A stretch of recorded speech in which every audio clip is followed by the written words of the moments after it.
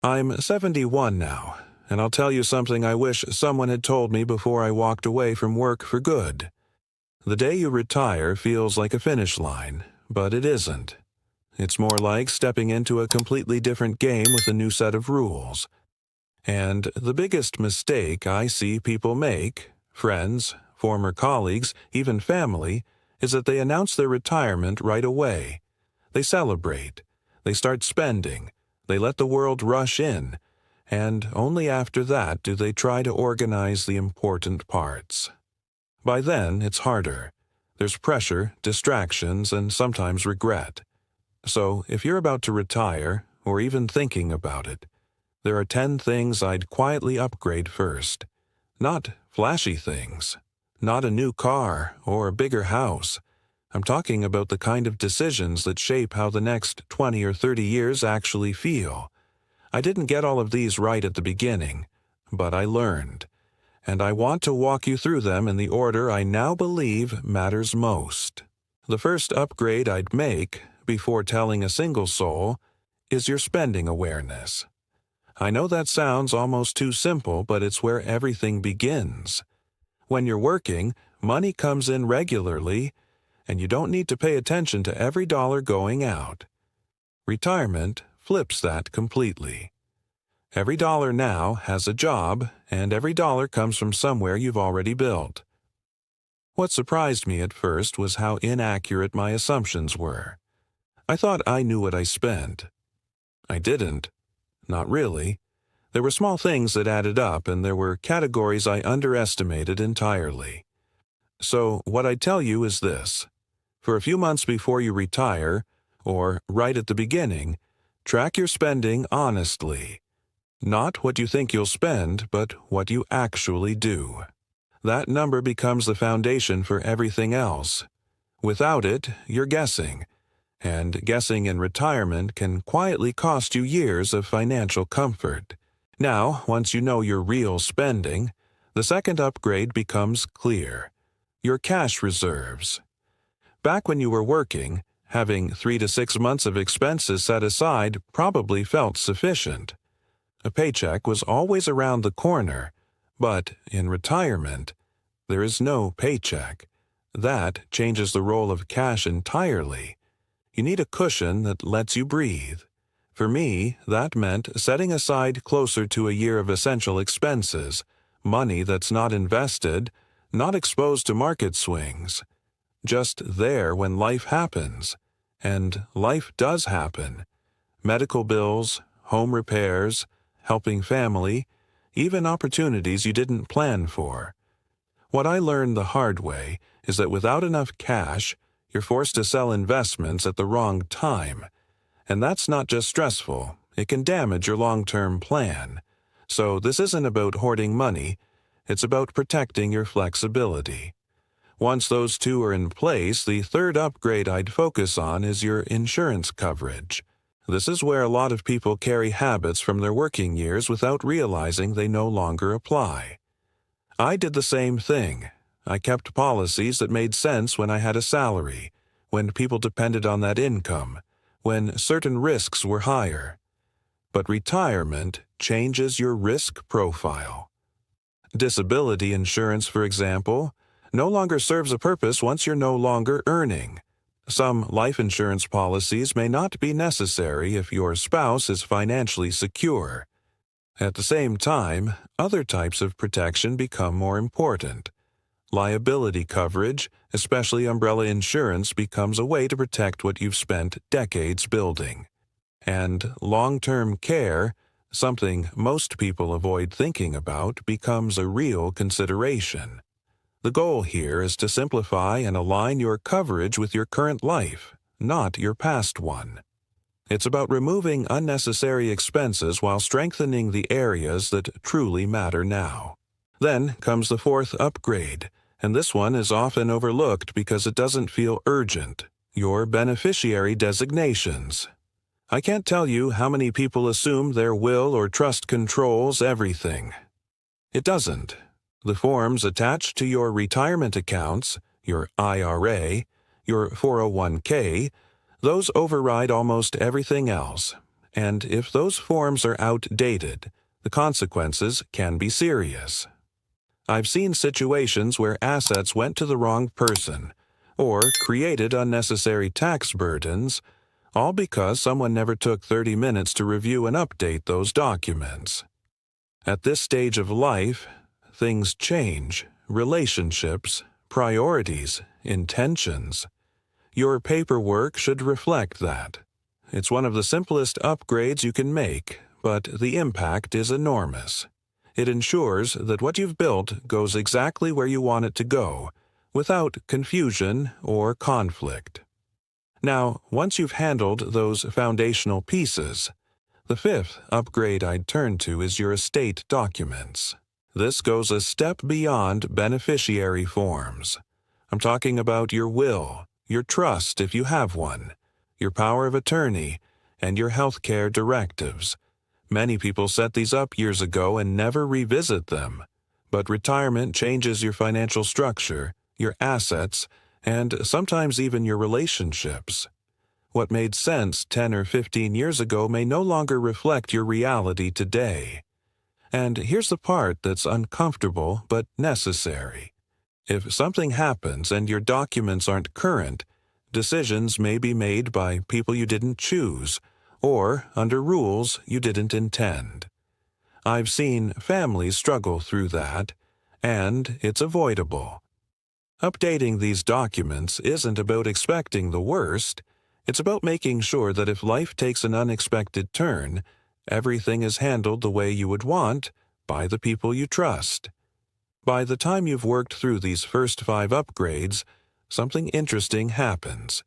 You start to feel a different kind of confidence. Not the excitement of retirement that comes and goes, but a steadier kind of confidence. The kind that comes from knowing your foundation is solid. And what I've learned is that this foundation matters far more than any celebration or announcement. Because once you tell people you've retired, life fills up quickly.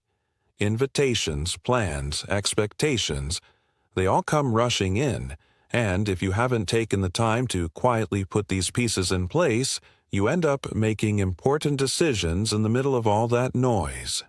That's why I always say, give yourself a little space at the beginning. A quiet window where you can think clearly and act deliberately. You don't need to rush. Retirement isn't going anywhere. But the opportunity to set it up the right way, that window is smaller than most people realize. And once it closes, you don't get the same clarity back. Now, if you've made it this far with me, you've already done more than most people ever do before retiring. You've built a foundation. This is where small decisions early on quietly shape the rest of your life in ways you won't always notice right away. So let me move you into the 6th upgrade, and this one is where everything starts to come together. Your withdrawal strategy. When I was working, saving was the focus. Put money away, grow it, don't touch it. Simple enough. But the moment you retire, that entire mindset flips. Now the question becomes, where does the money come from? How much do you take, and in what order? And I'll tell you, this is where a lot of people stumble without even realizing it. They go to the easiest account, usually a traditional retirement account, and start pulling from there. But every dollar from those accounts is taxable. It stacks on top of other income, affects your tax bracket, and even influences things like your healthcare costs. What I learned is that withdrawals aren't just about getting money. They're about managing the long-term impact. A thoughtful strategy, one that considers timing, account types, and future tax consequences, can make a meaningful difference over 20 or 30 years. And the key is to decide this before you start spending, not after habits have already formed. Now, once that's in place, the 7th upgrade naturally follows. Your tax plan. And I want to be clear, this is not the same thing as filing your taxes each year. This is about thinking long-term.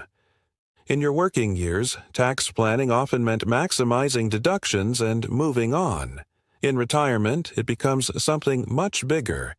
every withdrawal, every shift between accounts, every decision you make has a tax ripple effect. And what I didn't fully appreciate early on is how important those first few years are.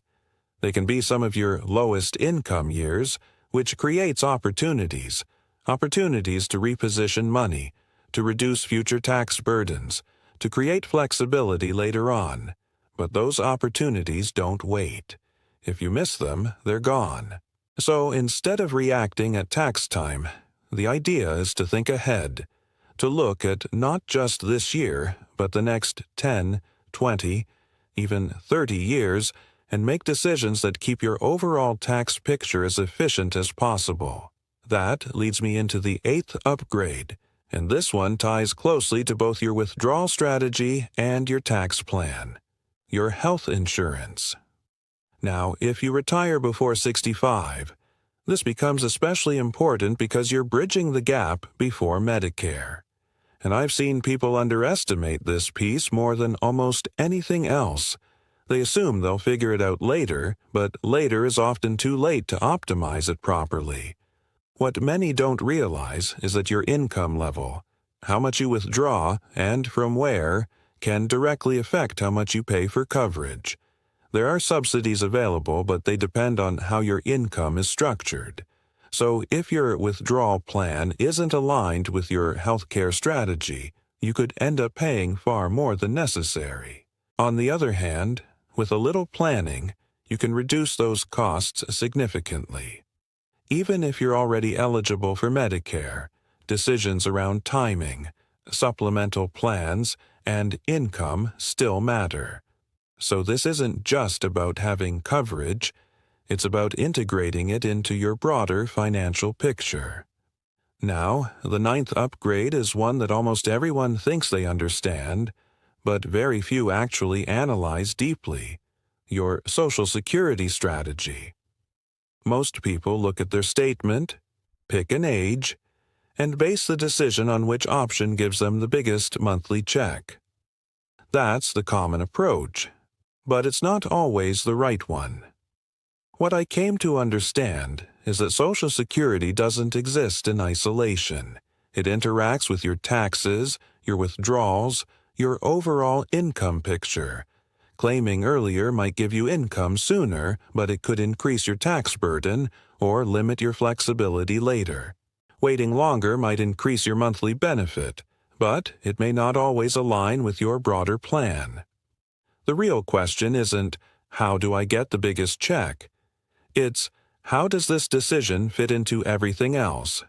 And once you look at it that way, the answer often changes. It becomes less about maximizing one number and more about optimizing the whole system. And now we come to the 10th upgrade, the final one, but in many ways, one of the most important, and that is your survivor plan. This is the one people tend to avoid, not because it's complicated, but because it forces you to think about something you'd rather not. I've sat with couples where one person tunes out completely during this conversation. They assume everything will be fine. But here's what I've learned. When one spouse passes away, the financial picture doesn't just shrink, it changes shape. Income may drop, but taxes can actually increase. Filing status changes, tax brackets tighten, and certain thresholds become less favorable. So the surviving spouse can end up paying more taxes on less income. And if that hasn't been planned for, it can create a long-term strain. This isn't about expecting the worst. It's about understanding what the numbers actually do, and making adjustments early if needed. Sometimes that means restructuring accounts. Sometimes it means making strategic decisions while both people are still here and tax conditions are more favorable. But the key is to look at it, not ignore it. So those are the 10 upgrades. Not in the order most people expect, but in the order I've come to believe makes the most sense after living through it myself. And if there's one thing I want you to take away from all of this, it's this. Timing matters just as much as the decisions themselves, because the moment you tell people you've retired, your time stops being entirely your own. Plans start forming, expectations appear. You get pulled into things, good things, meaningful things, but they take up space. And the kind of thinking required for these decisions, the kind that's calm and deliberate, becomes harder to find. So give yourself that window, even if it's just a few weeks or a couple of months. Use that time to quietly put these pieces in place. No announcements, no pressure, no rush. Just you, making thoughtful decisions about the life you've worked so hard to build. I'm 71 now, and I can tell you this with complete honesty. The people who take the time to do this early on, they move through retirement with a different kind of ease. Not because everything is perfect, but because the foundation is solid. And that makes all the difference. Thank you for spending this time with me. I truly hope something here helps you, or someone you care about, step into retirement with a little more clarity and confidence. Take care of yourself, and I'll see you in the next one.